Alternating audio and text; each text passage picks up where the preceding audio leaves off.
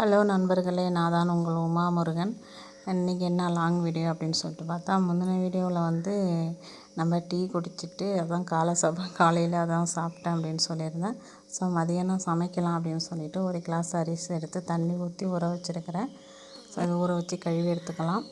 இதுதான் first time நம்ம சேனலை பார்க்குறீங்க அப்படின்னு சொன்னால் நம்ம சேனலில் மறக்காமல் சப்ஸ்கிரைப் பண்ணிக்கிங்க. கூடவே வர பெல் பட்டனையும் கிளிக் பண்ணிக்கிங்க. வீடியோவை ஸ்கிப் பண்ணாமல் பாருங்கள் ஃப்ரெண்ட். இப்போ நம்ம அரிசி ஒரு 5 நிமிஷம் ஊற வச்சாச்சு. ஸோ இதை கழுவி எடுத்துக்கலாம். நான் வந்து ரேஷன் அரிசி தான் எடுத்திருக்கேன். நான் வந்து வீட்டு அரிசிலாம் இல்லை, சில ரேஷன் அரிசி தான் வந்து நான் ஒரு கிளாஸ் எடுத்து ஊற வச்சுருக்கேன். ஸோ நம்மள்ட்ட இருக்கிறது அவ்வளோதான். அதை நம்ம வந்து சுத்தமாக கழுவி எடுத்துக்கலாம். 2-3 தண்ணி ஊற்றி நல்லா கழுவி எடுத்துக்கலாம். நான் கழுவி தான் வச்சுருக்கேன். கழுவிட்டு அப்புறம் 2 சொம்பு தண்ணி ஊற்றி இதை நான் வந்து அடுப்பில் வச்சுருவேன். கல் இல்லாமல் களைஞ்சிடுவேன். ஸோ அப்படியே வந்துட்டு எடுத்து வச்சிட மாட்டேன். அப்படி இது ஏற்கனவே கல் இல்லாமல் களைஞ்சிட்டேன். சரி, இப்போ வந்து அரிசியை மட்டும் சுத்தமாக கழுவுறேன். ஸோ நம்ம கழுவியாச்சு. இப்போ 2 சொம்பு தண்ணி அதில் ஊற்றிட்டேன். நம்ம இதை எடுத்து இப்போ அடுப்பில் வச்சுருவோம். இதான் ஃப்ரெண்ட், நான் மதியம் வந்து சமைக்கிறதுக்கு தான் நான் இப்போ ரெடி பண்ணிகிட்டு இருக்கேன். காலையில் வந்து நான் டீ குடிச்சிட்டேன், ஒரு பிஸ்கெட் சாப்பிட்ணுன்னு சொல்லிட்டு போன வீடியோவில் சொல்லியிருப்பேன். வீடியோ ரொம்ப லாங்காக வந்து எடிட் பண்ண முடியல.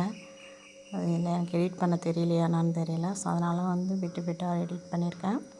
ஸோ நம்ம இப்போ அடுப்பில் வச்சாச்சு, அடுப்பும் பற்ற வச்சாச்சு. ஸோ சாப்பாடு வேகட்டும். ஸோ தெருவில் வந்து ஒரு கட்டு கீரை வந்துச்சு, அரைக்கீரை. ஸோ உங்களுக்கு தெரியும் நினைக்கிறேன். அந்த அரைக்கீரை தான் நான் வந்து ஒரு கட்டு வாங்கியிருக்கேன். இப்போ நம்ம வந்து இதை தான் இப்போ சமைக்க போகிறோம். நான் வந்து இந்த ஒரு கட்டையும் அவுத்துட்டு வந்துட்டு நான் வந்து 4-5 பீஸாக எடுத்துகிட்டு அதை வந்து பொடுசாக அறிகிறேன். ஸோ உங்களுக்கு தெரியும்னு நினைக்கிறேன். சின்ன சின்னதாக கட் பண்ணிக்கிறேன். இந்த கஷ்டம் இருக்குது பாரு, இந்த கஷ்டத்தில் நம்ம வந்து ஒரு குழம்பு கூட வச்சு சாப்பிட முடியல. அதுலேயும் இந்த லோனுன்னு ஒன்று எடுத்துக்கிட்டேன். லோனே தான் கட்டுறேன், சம்பாதிக்கல அப்படின்றதுலாம் எதுவும் கிடையாது. சம்பாதித்தனா நல்ல சம்பாதித்தனா தான் வந்துட்டுருக்கு. நிம்மதி தான் இல்லை. எல்லாமே லோனே கட்டிட்டு ஏதோ தெருவில் வர்றதை வந்து ஒரு கத்தை கீரை தயிர் இப்படின்னு தான் சமைச்சு சாப்பிட்டுட்டு வாழ்ந்துட்டுருக்கேன். வேறு வழியே இல்லை நமக்கு. இதுவே பெரிய விஷயம் அப்படின்ற மாதிரி தான் போயிட்டுருக்கு. நம்ம அப்பா அம்மா இதுக்கு முன்னாடியெல்லாம் வந்து நம்ம இருக்கும்போது என்ன தான் நீங்கள் கடன் வாங்குறீங்க, எதுக்கு இப்படி ஒரு குழம்பு கூட நல்ல குழம்பு வச்சு தர மாட்டேங்கிறீங்க அப்படின்னு நம்ம அப்பா அம்மாவே நம்ம கேள்வி கேட்டிருப்போம். ஸோ அது நம்ம வாழ்க்கையில் நடக்கும்போது தான் தெரியுது எவ்வளோ பெரிய கஷ்டம் அப்படின்னு சொல்லிட்டு. ஸோ நம்ம வந்து கொஞ்சம் கடனில் தான் விழுந்துட்டோம். அதனால் வந்து எதுவும் பண்ண முடியல. இந்த கீரையில் வந்து சின்ன சின்ன பூவெலாம் இருக்கும். ஸோ கொஞ்சம் முத்தின கீரையாக இருந்தால் கொஞ்சம் பூவெலாம் இருக்கும். அதெல்லாம் எடுத்துகிட்டு அந்த பழுத்து போன இலலாம் இருக்கும் பாரு, அதெல்லாம் வந்து எடுத்துகிட்டு அடித்தண்டு மட்டும் அவங்க அப்போ தான் அறுத்துருப்பாங்க, ஒன்று நேற்றே அறுத்துருப்பாங்க. அது கொஞ்சம் ஒரு மாதிரி இருக்கும். அதை மட்டும் நம்ம இதை மட்டும் கட் பண்ணி போட்டுடலாம். இது பில்லு வேறு இது கூட சேர்ந்தே வரும். ஸோ அதெல்லாம் வந்து நம்ம கரெக்டாக பார்த்து எடுத்துகிட்டு அப்புறமா இதை அரிஞ்சிக்கலாம் சேருவேன். தீவிர நான் நல்லா சுத்தப்படுத்திட்டு தான் வந்து அரிஞ்சிட்ருக்கேன். இப்போலாம் நினைக்கும் போதெல்லாம் ரொம்ப கஷ்டமாக தான் ஃப்ரெண்ட் இருக்குது. எதுவுமே சரி, நம்ம வருமானத்துக்குள்ளேயே வந்து இதான் நம்ம வீட்டுக்கார் வருமானம், இந்த வருமானத்துக்குள்ளே எத்தனை லோன் எடுக்க முடியுமோ அதை மட்டும் எடுத்துக்கிட்டு நம்ம செலவுக்குன்னு ஒரு எவ்வளோ நம்ம ஒரு 1000 சொல்லி பார்க்கலாம், மாதம் ஒரு 1000 செலவுக்கு அப்படின்னு அந்த பட்ஜெட்டுக்குள்ளே வாழ்ந்தால் நல்லா வாழ்ந்துட்டு போயிடலாம். ஸோ நான் இவ்வளோ நாள் அப்படி தான் வாழ்ந்தேன். ஒரு 2-3 வருஷமாக வந்து கொஞ்சம் பட்ஜெட்டை தாண்டிடுச்சு. ஸோ அதனால் ரொம்ப கஷ்டப்படுறேன். நான் வந்து வீடியோ பண்ணுறேன் அப்படின்றதெல்லாம் வந்து ஒரு விஷயம் கிடையாது. இதெல்லாம் வந்து என்றைக்கோ ஒரு நாள் தான் பண்ண முடியும். ரெகுலரெல்லாம் பண்ணுறது ரொம்ப கஷ்டம். கஷ்டங்களை சொல்கிறேன் அப்படின்றதுலாம் கிடையாது. ஸோ என்ன, கீரையை மட்டும் வதக்கி ஒரு ஒரு ஃபேமிலியில் சாப்பிடுவாங்களா அப்படின்றது கிடையாது. கஞ்சி சோறு சாப்பிட்றது நிலமையில கூட நாங்கள் இருக்கிறோம் தான். ஸோ அதையும் சாப்பிட்றவங்களும் இருக்கிறாங்க தான். நான் மட்டும்தான் கிடையாது, நிறைய குடும்பங்கள் அப்படி தான் இருக்குது. ஸோ அதனால் வந்து கீரை மட்டும்தானா அப்படின்ற மாதிரிலாம் யோசிக்க தேவையில்ல. நம்ம வந்து இந்த கீரையை வந்து சிறுவாக அரிஞ்சாச்சு. அரிஞ்சிட்டு அதில் வந்து தண்ணி ஊற்றி வச்சுட்டேன். ஸோ அது கொஞ்சம் தண்ணி ஊற்றி கொஞ்சம் நேரம் ஊற வச்சுருந்தோம் அப்படின்னு சொன்னால் அதில் இருந்த மண்ணெலாம் இருக்கும்ல, அதெல்லாம் ஊறி அடியில் போயிடும். ஸோ அதனால் கொஞ்சம் ஊற வச்சுருக்கேன். அதுக்கு முன்னாடி வந்து வெங்காயம், தக்காளி, காஞ்ச மிளகாய் இதெல்லாம் வந்து அரிஞ்சு வச்சாச்சு. அரிஞ்சு வச்சு தான் கிச்சனுக்கு வந்தாச்சு.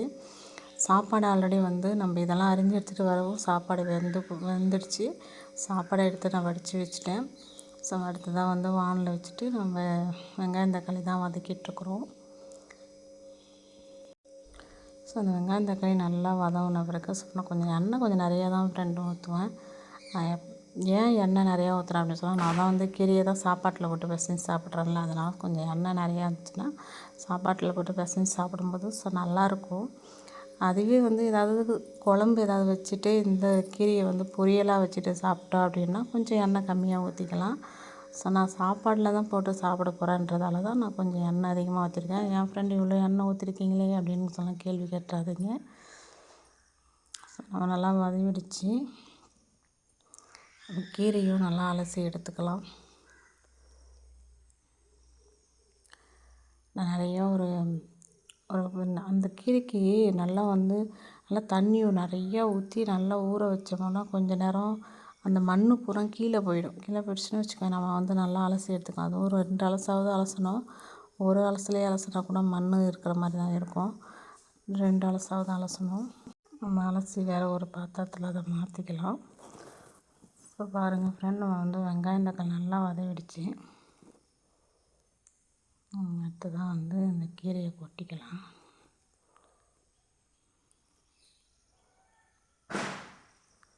ஆல்ரெடி என் பிள்ளைங்களுக்கு வந்து கீரை வதக்கிட்டோம் அப்படின்னு சொல்லிட்டா குழம்புலாம் தராதுங்க. என்ன மாதிரியே தான் அவங்களும் சாப்பாட்டில் தான் போட்டு சாப்பிட்ருவாங்க. வந்து தொட்டுட்டு சாப்பிட்ணும் அப்படின்றதெல்லாம் நினைக்காதுங்க. குழம்பு வச்சாலும் அது அப்படியே தான் இருக்கும்.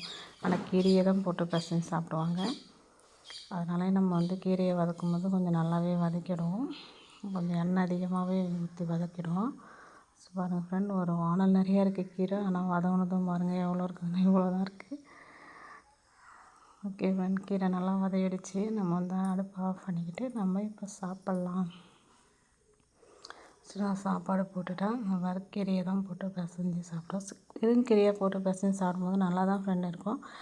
என்ன வெறும் கீரையை மட்டும் போட்டு பிசைஞ்சு சாப்பிட்டா நல்லாயிருக்குமா அப்படின்லாம் யோசிக்காதீங்க. ஸோ இதை சாப்பிட்ருக்கவங்களுக்கு இது யோசனையாக இருக்காது. சாப்பிடாதவங்களுக்கு இது ஒரு யோசனையாக தான் இருக்கும்.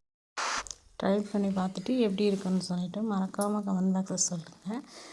நம்ம வீடியோவை இது வரைக்கும் வந்து ஸ்கிப் பண்ணாமல் பார்த்ததுக்கு ரொம்ப ரொம்ப ரொம்ப நன்றி. நம்ம சேனலில் புதுசாக பார்க்குறீங்க அப்படின்னா நம்ம சேனலை சப்ஸ்கிரைப் பண்ணிக்கோங்க. கூடவே வர பெல் பட்டனையும் கிளிக் பண்ணிக்கிங்க. ஓகே ஃப்ரெண்ட், அடுத்த வீடியோவில் சந்திக்கலாம். பாய்.